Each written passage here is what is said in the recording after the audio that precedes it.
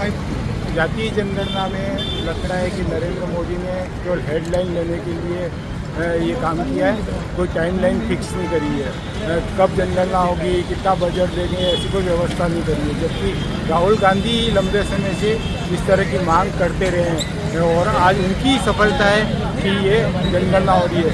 राहुल गांधी ने स्पष्ट रूप से कहा है कि 50% का जो लिमिट बना रखी है उसको भी हम समाप्त करेंगे और आगे जा कर के जिसकी जनसंख्या उसको उतना आरक्षण देंगे। साथ ही प्राइवेट सेक्टर के अंदर भी आरक्षण का लाभ दिया जाएगा। धन्यवाद। साथी यहाँ गांधी मूर्ति पर एकत्रित हुए और बड़ा ही ऐतिहासिक दिन है।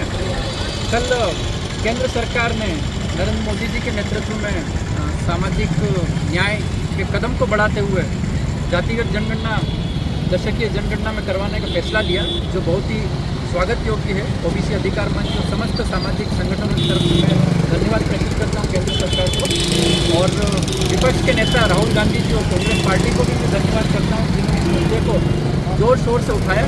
ये जीत कांग्रेस और भाजपा से ज़्यादा हजारों लाखों उन सामाजिक संगठनों की है जिन्होंने इस सामाजिक न्याय के मुद्दे को, जातीय जनगणना को आगे बढ़ाया। जातीय जनगणना किसी के खिलाफ नहीं है। जातिगत जनगणना हर व्यक्ति को, हर समाज को, हर वर्ग को और पूरे देश के नागरिकों को बराबरी भागीदारी देने में एक महत्वपूर्ण पड़ाव है। और जातिगत जनगणना हर 10 वर्ष में एसटी और एससी की होती थी और अब सेंसस एक्ट 1948 के तहत जनरल और ओबीसी की भी जातिगत जनगणना होगी, जिससे इस देश में कितना प्रतिनिधित्व समाज में, आर्थिक रूप से, राजनीतिक में, व्यापार में सबको मिल पाया है वो सामने आएगा। और मैं समस्त देशवासियों को धन्यवाद देता हूँ इस मुहिम में आप लोग शामिल हुए।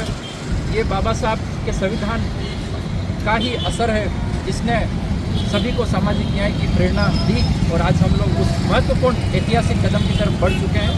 धन्यवाद। जय हिंद, जय भारत। आज के दिन हम सभी लोग, सामाजिक लोग बहुत ही खुश हैं क्योंकि देश में एक ऐतिहासिक फैसला लिया गया। हम चाहते थे पहले से भी कि जातिगत जनगणना हो ताकि जिसकी जितनी संख्या उसकी उतनी हिस्सेदारी, जो हमारे नेता राहुल गांधी जी ने पूरे देश की अपनी पदयात्रा में जगह जगह हर मंच में कहा कि जिसकी जितनी संख्या उतनी उसकी हिस्सेदारी, हम चाहते थे कि ऐसा हो। लेकिन हमें था कि ये डबल इंजन की सरकार करेगी या नहीं करेगी। हमारी उम्मीद के ऊपर मोदी जी की सरकार ने काम किया। हमें ऐसा लगता नहीं था कि मोदी सरकार, जो कभी हमेशा धर्म के नाम पे देश को बांटती रही, वो इतना बड़ा फैसला देश हित में लेगी। ये फैसला सबसे ज़्यादा एसटी, एससी, ओबीसी के लिए हितकार रहेगा क्योंकि आरक्षण लागू हुआ वो जाति आधार पर लागू हुआ, वर्ग आधार पर लागू हुआ, पर देश में कभी ढंग से आंकड़ों के अनुसार पता ही नहीं चला कि ओबीसी कितने हैं, एसटी कितने, एससी कितने, एसटी के अंदर कोई कम्युनिटी कितनी है, वो कितनी प्रतिशत अपनी हिस्सेदारी रखती है और कितना प्रतिशत एसटी आरक्षण का लाभ उठाती है। इन तमाम चीज़ों को हम छू भी नहीं पा रहे थे क्योंकि जातिगत जनगणना का अभाव था। अब जब हमारी 2021 की जनगणना जो अभी तक बाकी है और वो जाति आधार पर होगी तो डेफिनेटली गणना के रिजल्ट के बाद सुप्रीम कोर्ट अपना ध्यान आकर्षित करेगी कि गणना के आधार पे क्या देश में आरक्षण वर्गीकरण भी उसी आधार पे हो रहा है जिस आधार पे जातियाँ हैं। तो ये बहुत बड़ा इतिहास बनने जा रहा है भारत जैसे देश में। तो बहुत बहुत शुक्रिया हमारे नेता राहुल गांधी जी का और देश के प्रधानमंत्री मोदी जी का भी। जी ज़रूर बढ़ेगी। ध्यान करना चाहूँगा कि जो जातीय जनगणना हुई है वो सामाजिक तौर पे भी इसका आर्थिक और सामाजिक वर्गीकरण से हर समाज को लाभ मिलेगा। साथ ही समाज के साथ साथ जितनी राजनीतिक पार्टियाँ हैं उनको भी जरूर इसमें अपना योगदान मिलेगा कि किस तरह से हम आगे वर्गीकृत कर सकते हैं। तो मैं एक बार पुनः सभी का समर्थन करते हुए धन्यवाद ज्ञापित करता हूँ। भारत देश के ऐतिहासिक निर्णय और ऐतिहासिक चीज़ है जिसका कार्य निर्णय लिया है। जो 56 इंच का सीना जिसको बोलते हैं भारत प्रधानमंत्री माननीय नरेंद्र मोदी जी ने, और वो फैसला वही ले सकते थे, पिछले 50 साल में कोई नहीं ले पाया। और जातिगत जनगणना बहुत तरीके से, जैसे मैं आज सुन रहा हूँ, वो बहुत तरीके से लाभदायक है। जैसे अभी ओबीसी का जनगणना नहीं पता है किसी को, अपने को ब्राह्मणों का कितना वोट प्रतिशत है वो नहीं पता है। जब ये वोट प्रतिशत सामने आएगा, जो पार्टियाँ अभी कुछ लोगों के पीछे, कुछ समाज के पीछे भाग रही है, वो बंद करके एक समरसता पे आएंगी और वो ये चाहेंगी कि हर पार्टी हर समाज का वोट किया, यही नहीं कि यार यहाँ पे वोट की बहुल है तो मेरे को यही चाहिए, जिसके लिए नेताओं के भाषण बदल जाएंगे सभी और आर्थिक स्थिति सुधरेगी। जैसे होगा ओबीसी में वर्ग 1-2% ही गवर्नमेंट कर्मचारी है, लेकिन अगर वो उनकी जनसंख्या ज़्यादा है तो उनको भी ऊपर लाएंगे, उनको अलग से विशेष तौर पर लाभ मिलेंगे अलग अलग जगहों पे। जैसे अपने यहाँ पे एसटी बाहुल्य है, एसटी विशेष मिलता है, जैसे अन्य जगहों पे कहीं ओबीसी ज़्यादा है बिहार में, उनको वैसा लाभ मिलेगा। धन्यवाद। इस तरह का ये फैसला आज आया है, ये तमाम देशवासियों के लिए बहुत ऐतिहासिक फैसला है, क्योंकि जो समुदाय पिछले कई समय से इस चीज़ की मांग कर रहे थे, जो एक इस तरह से अपनी गणना की डिमांड देख रहे थे कि हमारे देश के अंदर हमारी भी गणना हो, तो ये बहुत ऐतिहासिक फैसला है। उन पीढ़ी के लिए, आने वाली पीढ़ी के लिए, जो युवाओं को एक बहुत अच्छा मार्गदर्शन मिलेगा। और हम राहुल गांधी जी का बहुत बहुत धन्यवाद करते हैं, बहुत उनकी जीत मानते हैं कि उन्होंने कई दफ़ा संसद में इस चीज़ की आवाज़ की मांग उठाई और देशवासियों को एक बहुत बड़ा तोहफा देने के लिए अपना काम किया। मोदी जी को बहुत बहुत धन्यवाद, उनकी रूलिंग पार्टी को बहुत बहुत धन्यवाद। इस देश के अंदर आपने एक ऐतिहासिक फैसला लिया, आयाम उपलब्ध होंगे, युवा पीढ़ियों को बहुत फायदा होगा।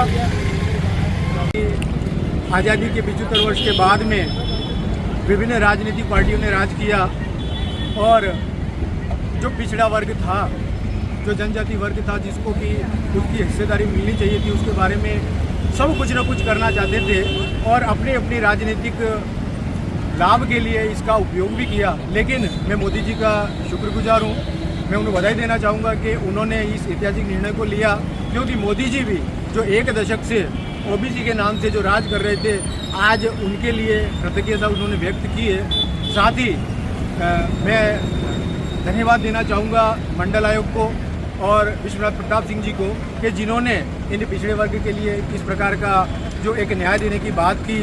और इस आज जो जातिगत गणना जो हो जा रही है, वो मैं समझता हूँ कि किसी एक राजनीतिक दल को क्रेडिट देने की बात नहीं है। जितना अभी रूलिंग पार्टी ने किया उतना ही विपक्ष का भी है, क्योंकि सबके सामूहिक प्रयासों से ही आज ये कदम आगे बढ़ा है। अब देखना ये है कि कौन सी भी राजनीतिक पार्टी किस प्रकार से निष्पक्षता से इन वर्ग के लिए काम करने की आवश्यकता है। साथ ही मैं आज के इस अवसर पर निवेदन करना चाहूँगा कि राजस्थान में डबल इंजन की सरकार है और हमारे इस आदिवासी बाहुल्य में टीएसपी क्षेत्र में ओबीसी को जो आरक्षण मिलना चाहिए, 20 वर्ष से रूलिंग पार्टी के अभी यादव जी ने और अन्य भूपेंद्र जी यादव जी ने और अन्य राजनीतिक दल के उनके प्रतिनिधियों ने ओबीसी की आरक्षण देने की बात तो कही है, लेकिन अभी तक इस मामले में कोई प्रयास नहीं किया गया। मैं आशा करता हूँ मोदी जी से और भजन लाल जी सरकार से कि टीएसपी में भी ओबीसी आरक्षण को दे करके और हमें लाभ दिलाएंगे।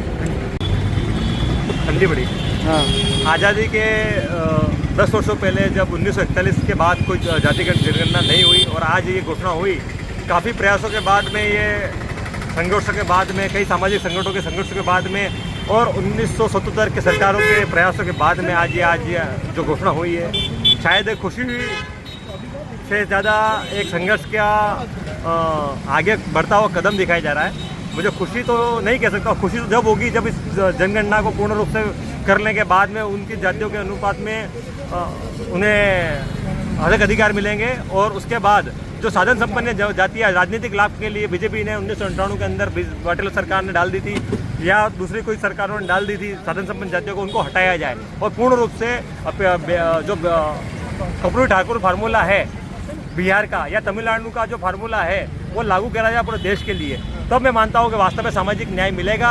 ये एक पहली सीढ़ी है जिसके हमने कदम बढ़ाया है। सीढ़ी पे आगे हम आगे बढ़ते हैं या नहीं बढ़ते हैं, क्योंकि बजट का भी अभी प्रावधान जो 2021 में 8,000 करोड़ रुपये था और अभी सिर्फ 500 करोड़ रुपये घोषणा करके एक पत्थर फेंका गया है, जिसे मैं सही नहीं मानता हूँ। बजट भी व्यवस्थित और व्यवस्थित रूप से लोगों की बात को समझाया जाए, कुछ भी कमी पेशी नहीं रह जाए। पुरानी जो कमी पेशियाँ थी, एक सामाजिक सर्वेक्षण जो हुआ था, जाति का सर्वेक्षण हुआ था 2011 में, उसकी जो खामियां थी उसको भी दूर करके इस व्यवस्थित किया जाए और हक अधिकारों के लिए आगे जो वास्तव में इसके लायक हैं उन लोगों को दिया जाए और जो आरक्षण की सीमा असंवैधानिक रूप से रोक लगा रखी है, संवैधानिक रूप से कोई लोक नहीं है, उसको भी तोड़ा जाए और वास्तव में देश को न्याय मिले, सामाजिक न्याय मिले और सामाजिक संगठनों का जो संघर्ष है वो जारी रहेगा, उसमें कोई दो राय नहीं है। संघर्ष जब तक जारी रहेगा जब अंतिम व्यक्ति पे न्याय नहीं पहुँचता है। जय हिंद, जय भारत।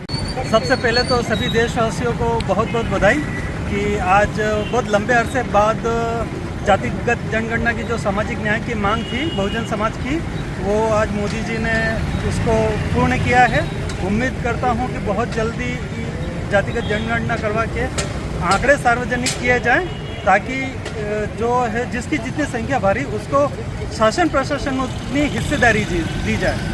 और बड़ी खुशी की बात है कि आज बहुजन समाज का जो एक बहुत बड़ी मांग जो सन 1980 में काशीराम साहब ने सबसे पहले इस मूवमेंट को चलाया था कि जिसकी जितनी संख्या भारी उसकी इतनी हिस्सेदारी और मंडल कमीशन लागू करो वरना कुर्सी खाली करो, ये जो काशीराम साहब ने जो बहुजन समाज में चेतना जागृत करी थी उसी का परिणाम है कि आज बहुजन समाज इतना जागरूक हो रहा है और अपने अधिकारों के प्रति संघर्ष कर रहा है।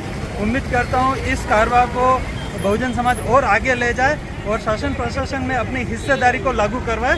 जय भीम, जय मंडल। पड़ता है सर, ये लाल बटन